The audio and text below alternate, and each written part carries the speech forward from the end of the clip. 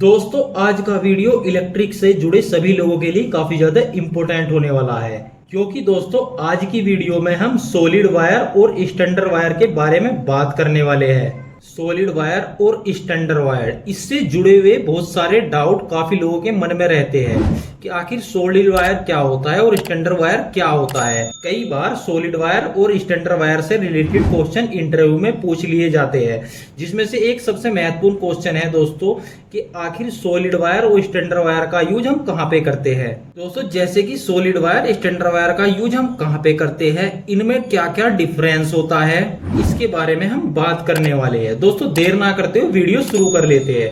दोस्तों सबसे पहले हम बात करेंगे सॉलिड वायर क्या होता है और स्टैंडर्ड वायर क्या होता है। दोस्तों आपने इंडस्ट्रीज में अक्सर देखा होगा, जो हमारा एक तो होता है सिंगल वायर, यानी कि आप उसका इंसुलेशन साफ कर हटाते हो ऊपर से तो उसमें से सिर्फ एक वायर निकलता है। और दोस्तों एक होता है कि हम जब इंसुलेशन हटाते हैं तो उसके अंदर बहुत सारे छोटे छोटे वायर निकलते हैं। दोस्तों ये सिंगल कंडक्टर जो होता है हमारे सिंगल, यानी कि हमारा इंसुलेशन हटाने के बाद जो सिंगल कंडक्टर होता है, इसी को बोलते हैं हम दोस्तों सॉलिड वायर। और दोस्तों स्टैंडर्ड वायर बोलते हैं जो हम इंसुलेशन हटाते हैं, इसके अंदर बहुत सारे छोटे छोटे वायर होते हैं, इसको बोलते हैं हम स्टैंडर्ड वायर। तो आप दोस्तों ये तो समझ गए कि हम सॉलिड वायर किसको बोलते हैं और स्टैंडर्ड वायर किसको बोलते हैं। अब बात कर लेते हैं इनके बीच में क्या क्या डिफरेंस होता है और दोस्तों कौन सा वायर हमको कहां पर लगाना चाहिए। तो अब बात करते हैं दोस्तों इनमें क्या क्या डिफरेंस होता है। दोस्तों सबसे पहले डिफरेंस की बात करूं तो इसमें प्राइस का डिफरेंस होता है। जो हमारा सॉलिड वायर होता है दोस्तों, जो हमारा सॉलिड वायर होता है, ये इसका जो प्राइस है वो कम होता है हमारे स्टैंडर्ड वायर के कंपैरिजन में। क्यों दोस्तों, ऐसा क्यों होता है? दोस्तों जो हमारा सॉलिड वायर होता है इसकी जो मैन्युफैक्चरिंग है बहुत आसान होती है, यानी कि हमारे स्टैंडर्ड वायर से थोड़ी आसान होती है। वो क्यों दोस्तों, हमारा जो स्टैंडर्ड वायर सॉलिड वायर होता है दोस्तों, उसके अंदर सिर्फ एक सिंगल कंडक्टर होता है, यानी कि हमको सिर्फ एक वायर लगाना होता है जो मैन्युफैक्चर होता है। एक वायर के ऊपर सीधा क्या करना होता है, इंसुलेशन टेपिंग करना होता है और हमारा वायर तैयार हो जाता है। वही बात करें दोस्तों हम स्टैंडर्ड वायर की, जो हमारा स्टैंडर्ड वायर होता है उसके बहुत सारे वायर लेने पड़ते हैं, उसको पंच करना पड़ता है दोस्तों। उसके बाद क्या करता है, इस पे इंसुलेशन टेप किया जाता है। तो दोस्तों इसका जो प्रोसेस है वो बढ़ जाता है। प्रोसेस बढ़ने के कारण ही इसके क्या दोस्तों प्राइस जो है थोड़े ज्यादा हाई हो जाते हैं, यानी कि हमारे सॉलिड वायर के कंपैरिजन में हमारे स्टैंडर्ड वायर के प्राइस जो होते हैं दोस्तों हाई होते हैं। क्योंकि दोस्तों जो हमारा सॉलिड वायर है इसको हमको क्या करना पड़ता है, कुछ सिंपल क्या है दोस्तों, एक वायर पे इंसुलेशन टेपिंग करना है और हमारा वायर तैयार। वही हम क्या बात करें स्टैंडर्ड वायर की, तो इसके प्रोसेस बढ़ जाते हैं जिस कारण इसके प्राइस भी हाई होते हैं। तो पहला डिफरेंस तो प्राइस का हो गया दोस्तों, हमारा डिफरेंस प्राइस का हो गया। अब दूसरे डिफरेंस की बात करते हैं और क्या क्या डिफरेंस इसमें होते हैं। दोस्तों हमारा जो सॉलिड वायर होता है ये फ्लेक्सिबल कम होता है, यानी कि इसमें फ्लेक्सिबल नहीं होता है, यानी कि इसको हम ज्यादा बार मोड़ तोड़ नहीं सकते हैं। जिस कारण क्या होता है कि इसको हम ज्यादा बार मोड़ते हैं तो ये क्या टूट भी जाता है, बीच से ब्रेक भी हो सकता है, क्योंकि हम कई बार ले जाना पड़ता है, वायर घुमा घुमा के ले जाना पड़ता है, जिस कारण क्या है टूट सकता है। लेकिन वही बात करें हम स्टैंडर्ड वायर की, तो स्टैंडर्ड वायर जो होता है दोस्तों ये हमारा फ्लेक्सिबल होता है। फ्लेक्सिबल मतलब दोस्तों हम इसको कितने भी राउंड घुमा सकते हैं, कैसे भी घुमा के कहीं भी ले जा सकते हैं। ये ज्यादा एक्स्ट्रा वायर है तो उसको काटने की बजाय हम उसको ऐसे घुमा कर इकट्ठा कर रख सकते हैं, यानी कि इससे हमको फ्लेक्सिबल मिल जाता है, जो हमारा सॉलिड वायर से हमको नहीं मिल पाता है। यानी कि फ्लेक्सिबल नहीं होता है तो सॉलिड वायर तो बहुत सॉलिड होता है दोस्तों। अगर इसको हम ज्यादा बार मोड़ तोड़ करते हैं तो ये कई बार होता है बीच से ब्रेक हो जाता है, टूट भी जाता है। एक डिफरेंस तो इसमें हो गया दोस्तों, जो हमारे प्राइस है इसके सॉलिड वायर के कम होते हैं और जो हमारे स्टैंडर्ड वायर के जो वो हाई होते हैं। और वही बात करें दूसरी डिफरेंस की, दूसरा डिफरेंस हो गया दोस्तों जो हमारा सॉलिड वायर होता है इसको हम फ्लेक्सिबल, यानी कि इसको ज्यादा मोड़ तोड़ नहीं सकते हैं, ये हमारा फ्लेक्सिबल नहीं होता है। कई बार क्या होता है हमको ज्यादा मोड़ने पर ये हमारा ब्रेक भी हो जाता है, बीच से टूट जाता है। वही हम स्टैंडर्ड वायर की करें दोस्तों, स्टैंडर्ड वायर हमारा कैसे भी हम इसको घुमा सकते हैं, यानी कि हमको इसमें एक फ्लेक्सिबल मिल जाता है। वही बात करें अब इसमें तीसरे डिफरेंस की, इसमें तीसरा डिफरेंस क्या होता है दोस्तों, जो हमारा सॉलिड वायर होता है इसके कंपैरिजन में जो हमारा स्टैंडर्ड वायर होता है इसमें ज्यादा करंट फ्लो करा सकते हैं हम, इसमें हम ज्यादा करंट फ्लो करा सकते हैं स्टैंडर्ड वायर में सॉलिड वायर के कंपैरिजन में। अगर हम एसी करंट फ्लो करा रहे हैं दोस्तों, एसी करंट की बात कर रहा हूं मैं, अगर हम एसी करंट फ्लो करा रहे हैं तो हम अपने स्टैंडर्ड वायर में ज्यादा करंट फ्लो करा सकते हैं जो हमारा सॉलिड वायर है इसके कंपैरिजन में। इसका एक एग्जांपल समझ लो, अगर हमारी कोई 4 स्क्वायर mm की केबल है, यानी कि ये हमारी एक तो सॉलिड केबल हो गई, एक हो गई हमारी स्टैंडर्ड केबल, यानी कि 4 mm स्क्वायर की है।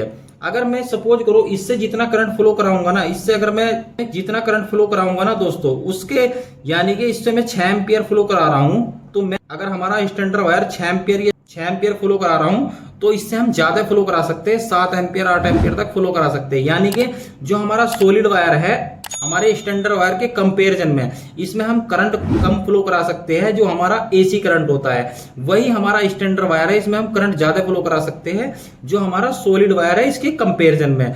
यानी कि 4 स्क्वायर mm का हमारा सॉलिड केबल है और 4 स्क्वायर mm का हमारा स्टैंडर्ड केबल है। तो स्टैंडर्ड जो केबल है इसमें हम ज्यादा करंट फ्लो करा सकते हैं सॉलिड वायर के कंपैरिजन में। दोस्तों ऐसा क्यों होता है कि हम सॉलिड वायर में कम करंट फ्लो करा सकते हैं, स्टैंडर्ड में ज्यादा करा सकते हैं, यानी कि एसी करंट की बात कर रहे हैं हम दोस्तों। ऐसा इसलिए होता है दोस्तों, जो हमारा एसी करंट होता है ना दोस्तों, जब ये फ्लो होता है यानी कि एसी करंट हमारा फ्लो होता है, तो इसमें स्किन इफेक्ट क्रिएट हो जाता है दोस्तों।